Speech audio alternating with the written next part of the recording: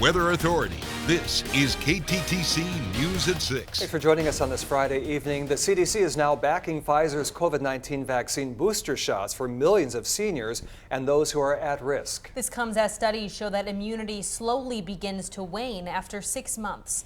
Today, Mayo Clinic and the Minnesota Department of Health are both speaking out following this news. And KTTC's Sarah Gannon is live in our studio. And Sarah, what did the experts have to say tonight?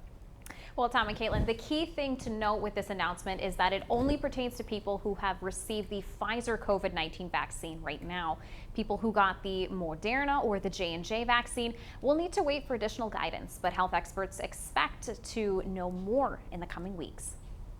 Between Wednesday and Thursday, the FDA and CDC recommendations ended up aligning. The agencies have finally authorized a booster dose of the Pfizer vaccine to be administered at least 6 months after certain groups of people completed their primary series. This authorization is specific to people who are 65 years of age and older, 18 through 64 years of age who are at high risk of severe COVID-19, and 18 through 64 years of age whose frequent institutional occupational exposure to SARS-CoV-2 puts them at high risk of serious complications. At first, the CDC did not approve the suggestion for occupational exposure, but the CDC director added it back in. This is something Mayo Clinic infectious disease expert Dr. Greg Poland agreed with. There are frontline healthcare providers who have been battling this fire for 19 months straight, nonstop, who are at risk. And this